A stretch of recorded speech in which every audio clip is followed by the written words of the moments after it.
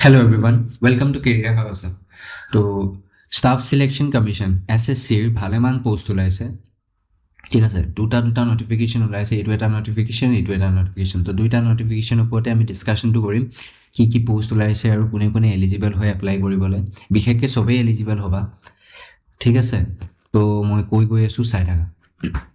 তো এইটো combine Hindi translator বুলি এটা পোষ্ট আহিছে, যাত ভালেমান পোষ্ট আছে।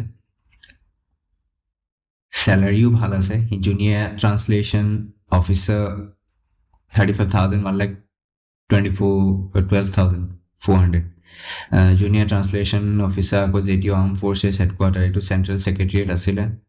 তেনেকৈ আকৌ central government ministry department organisation, আকৌ central government ministry department organisation, central reserve police, তেনেকৈ একেই এগাল পোষ্ট আছে, এগলান ছেগমেণ্টৰ পোষ্ট আছে। ঠিক আছে, টোটেল ভেকেঞ্চিজ আছে 437। তো ভালেমান পোষ্ট আছে হিন্দী ট্ৰান্সলেটাৰৰ কাৰণে, আৰু তেনেকৈ কোৱালিফিকেশ্যনটো লাগিব। ঠিক আছে, তেনেকৈ কোৱালিফিকেশ্যনো লাগিব বয়স অনুযায়ী। বয়সটো 18 বছৰৰ পৰা তাক 30 বছৰৰ ভিতৰত হ'ব লাগিব। ঠিক আছে, ৰিলেক্সেশ্যন এইখিনি 5 years, 3 years, 10 years, 13 years, 15 years, এইবোৰ ST, OBC, PWD, OBC, এইখিনি চাই ল'ব লাগিব। আৰু যদি ডিফেন্স ছাৰ্ভিচত কাম কৰি আহিছে, সেইটোতো তোমালোকে ৰিলেক্সেশ্যন পাবা 8 years, পাৰ্চনেল ডিজেবিলিটিছ ডিফেন্সত। ঠিক আছে, আৰু কিছুমান বস্তু আছে, যেনেকৈ তোমাৰ এক্সামিনেশ্যনৰ ক্ষেত্ৰত কি পঢ়িব লাগিব সেইবোৰ চাব লাগিব। তোমাৰ হাইট কিমান হ'ব লাগিব, বিশেষকৈ এইবোৰ কিছুমান বস্তু চাব লাগিব। এই গোটেই নটিফিকেশ্যনটো মই ইউটিউব ভিডিঅ' ডেছক্ৰিপশ্যনত দি দিম। এইটো যদি A to 6 জুনিয়ৰ ট্ৰান্সলেটাৰ, এইটো কি কৈছে, master degree of recognize university in Hindi with English as a compulsory elective subject. মানে হিন্দীটো পঢ়িবই লাগিব, লগতে English as a compulsory subject লাগিব। আৰু কি কৈছে, university Hindi with Hindi as a compulsory subject. মানে তুমি যদি ইংলিছত মেজৰ লৈ কিনেও পঢ়িছা, ন' মেটাৰ, কিন্তু তুমি হিন্দী এজ এ ছাবজেক্ট লৈ কিনে পঢ়িব লাগিব, তেতিয়াহে তুমি এইটো পোষ্টৰ কাৰণে এপ্লাই কৰিব। মানে এইটোত মানে হিন্দী লাগিবই, বিকজ এইটো চেণ্ট্ৰেল গভৰ্ণমেণ্টৰ চাকৰি, এইটো তুমি চেণ্ট্ৰেল মিনিষ্ট্ৰিজত কাম কৰিব লাগিব এজ এ ট্ৰান্সলেটাৰ। তো হিন্দী ট্ৰান্সলেশ্যন কৰিবলৈতো লাগিবই। তো মাষ্টাৰ ডিগ্ৰী হ'ব লাগিব in any subject with Hindi or English as a compulsory subject. ঠিক আছে, 2 এজ এ মিডিয়াম। তো এইখিনি কোৱালিফিকেশ্যন লাগিব। আৰু পষ্ট যোনটো ছাব ইনস্পেক্টৰ হিন্দী ট্ৰান্সলেটাৰ, যোনটো সেইটো পষ্টৰ কাৰণে কোৱালিফিকেশ্যন কৈছে যে in Hindi with English as a compulsory subject. Same একেইখিনি কথাই লিখিছে, মানে মাষ্টাৰ ডিগ্ৰী লাগিব আৰু চিধা কথা। ঠিক আছে, আৰু এইটো তোমাৰ বয়স, তোমাৰ হাইটটো কিমান লাগিব দি দিছে। ৰিলেক্সেশ্যন অকল ষ্টেট অফ আছামৰ কাৰণে ৰিলেক্সেশ্যনো আছে। তুমি 162.5 চেণ্টিমিটাৰ হ'লেও হ'ব, কিন্তু এনেই বেলেগ ট্ৰাইবৰ শ্বেডিউল কাষ্ট 165 হ'ব, আৰু 162.5 এইটো নৰ্মেল শ্বেডিউল ট্ৰাইবছৰ কাৰণে। ঠিক আছে, ফিমেলৰ কাৰণে এইফালে ছাইডত দিয়া আছে, মেডিকেল আই চাইড কিমান লাগিব এইখিনি দিয়া আছে। কোৱালিফিকেশ্যনটো মই কৈ দিলোঁ, আৰু বাকীখিনি এপ্লাই কৰিবা এই ইয়াত আহি কিনে এপ্লাই কৰিব লাগিব। ঠিক আছে, মই এই লিংকটো ইউটিউব ভিডিঅ' ডেছক্ৰিপশ্যনত দি দিম। তোমালোকে এপ্লাই কৰিব পাৰিবা। ঠিক আছে, এইটো আমি ট্ৰান্সলেটৰ যোনটো আছিলে আমি চাই ল'লোঁ। ট্ৰান্সলেটাৰ কি আছিলে চাই দিলোঁ, আৰু এইটো লাষ্ট ডেট কেতিয়া আছে, লাষ্ট ডেট আছে তোমাৰ লাষ্ট ডেটত 27/06, আৰু বেছি দিন নাই। আজি হৈ গ'ল 7 তাৰিখ, নহয় জানো? আজি 7 তাৰিখ হ'ল, আৰু 20 দিন আছে। 20 দিনৰ ভিতৰত এপ্লাই কৰিব লাগিব। ফি পে'মেণ্টে 27 তাৰিখ, কিন্তু 26 তাৰিখলৈকে অনলাইন এপ্লাই কৰিব পাৰিবা। তো যিমান জল্দি পাৰিবা এপ্লাই কৰি ল'বা, যোন এলিজিবল আছে।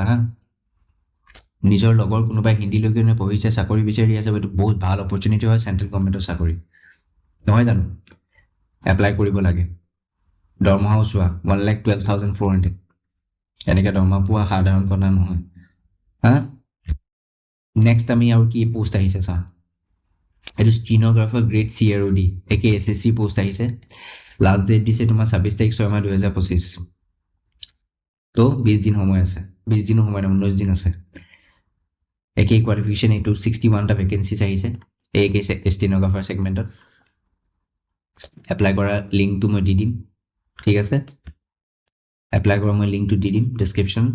কেতিয়াবা ছাৰ্ভাৰ বিজি থাকে, তোমালোকে একবাৰ ৰিফ্ৰেছ মাৰি দিলে হৈ যাব। আৰু বয়স অনুযায়ী citizen of India, Nepal, Bhutan চবে এপ্লাই কৰিব পাৰিবা। বয়সটো হ'ব লাগিব 18 বছৰ বা 30 বছৰ। বাকী ৰিলেক্সেশ্যন যি থাকে 5 বছৰ, 30 বছৰ, 3 বছৰ, 10 বছৰ, এইটোতো থাকিবই ৰিলেক্সেশ্যন চেণ্ট্ৰেল গভৰ্ণমেণ্টত। এক্স ছাৰ্ভিচমেন,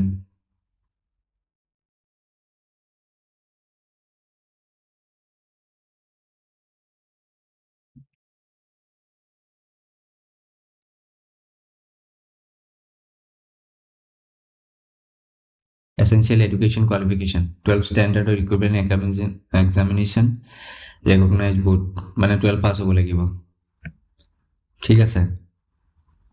আৰু ষ্টেনোগ্ৰাফাৰ চাৰ্টিফিকেটটোতো লাগিবই, নহ'লেতো এপ্লাই কৰিব নোৱাৰিবা। অনলাইন এপ্লাই কৰিব লাগিব।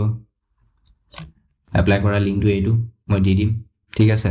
ৰেজিষ্টাৰ কৰিব লাগিব, কণ্টিনিউ মাৰি কিনে গোটেই পাৰ্চনেল ডিটেইলছ সোমাই কিনে, আৰু ফটোটো ভালকৈ আপলোড দিবা। ডকুমেণ্টখিনি ভালকৈ চাই কিনে আপলোড দিবা। যদি ভুলকৈ আপলোড দিয়া ৰিজেক্ট হৈ যাব। ফি পে'মেণ্ট কিমান? 100 টকা, চাইছা ন?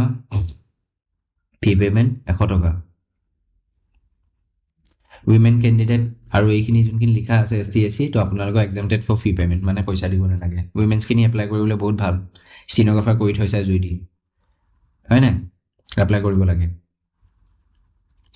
বহুত কম আছে যোনে ষ্টেনৰ কৰি কিনে থয়। যোন টেঙৰ আছা, ষ্টেনৰ কৰি থৈছা, তোমালোকৰ কাৰণে ভাল অপৰচুনিটি হয়। আমিবোৰে বহুত আছোঁ, গ্ৰেজুৱেট, মাষ্টাৰ্ছ, PhD লোকে কৰিলোঁ, কিন্তু ষ্টেনৰ কৰা নাই, বিকজ আমি এলিজিবল নহয় সেইটো। তো যোনে কৰি কিনে থৈছা 6 মান্থৰ কোৰ্চ হয় ষ্টেনোগ্ৰাফি, বা কোনোবা 1 বছৰ লগাই দিয়ে। কৰিব লাগে, কৰি কিনে চাৰ্টিফিকেটখন থ'লে এইবোৰ এনেকৈ চাকৰি ওলাই এপ্লাই কৰিব পাৰিবা, ঠিক আছে। তো ইয়াৰে বিষয়ে আছিলে এইখিনি। দুটা চাকৰি ওলাইছে SSC, ধুনীয়াকৈ এপ্লাই কৰা। উইমেন্সৰ কাৰণেতো পইচা দিবই নালাগে, আৰু মেন যি আছে 100 টকা পইচা ল'ব। এপ্লাই কৰা, আৰু লিংকটো মই তলত দি দিম। আৰু এই চাই কিনে এপ্লাই কৰিবা, যোনে ষ্টেনো এপ্লাই কৰিবা, ঠিক আছে। যোনে ষ্টেনো এপ্লাই কৰিবা, কোনটো চিলেক্ট কৰি ল'বা যে ষ্টেনোগ্ৰাফাৰ চিলেক্ট কৰি ল'বা। গ্ৰুপ C আৰু গ্ৰুপ D কাৰণে এপ্লাই কৰিছা, ঠিক আছে। আৰু এপ্লাই যদি ছোৱালী হোৱা তেনেহ'লে পইচা দিবই নালাগে। ST হোৱা, SC হোৱা পইচাটো দিবই নালাগে, ঠিক আছে।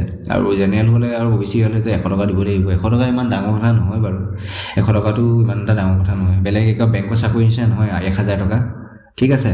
চবে এপ্লাই কৰিব লাগে। মই ইউটিউব ভিডিঅ' ডেছক্ৰিপশ্যনত গোটেই লিংকটো দি দিম, হা। চবে পঢ়ি কিনে চাই ল'বা একবাৰ নিজে। মইতো নিজে দেখাই দিলোঁ মেইন ইম্পৰ্টেণ্ট কি বস্তু আছে। বাকী এপ্লাই কৰা, আৰু SSC ৰ কাৰণে যেনেকৈ এপ্লাই কৰিবলৈ মক দিবা, মক নিদিয়াকৈ নাযাবা এক্সাম, ঠিক আছে। মক দিব লাগিব। আৰু মক দিব হ'লে টেষ্টবুক বুলি এটা এপ আছে, বা টেষ্টবুক বুলি ৱেবছাইট এটা আছে, তাত গৈ কিনে ধুনীয়াকৈ SSC, group C, group D, ষ্টেনোগ্ৰাফাৰৰ মক দিবা, আৰু এইটোৰো মক পাই যাবা। এইটো এক্সামৰো মক পাই যাবা। মক দিবা। মক নিদিলে তুমি চেণ্ট্ৰেল গভৰ্ণমেণ্টৰ এক্সাম ক্লিয়াৰ কৰিব নোৱাৰিবা, বিকজ টাইম মেনেজমেণ্ট নহ'ব, হয় নাই? কম্পিউটাৰত এক্সাম হ'ব গোটেইটো, থিয়ৰী পেপাৰ নহয়, কম্পিউটাৰত হ'ব MCQ, ঠিক আছে। ভিডিঅ'টো লাইক কৰা, শ্বেয়াৰ কৰা, যোনবোৰ লগৰ আছে সিহঁতক পঠোৱা, ভিডিঅ'টো পঠোৱা। সিহঁতি জানিব লাগে যে এনেকৈ ধুনীয়া চাকৰি ওলাইছে, হয় নাই? Thank you very much.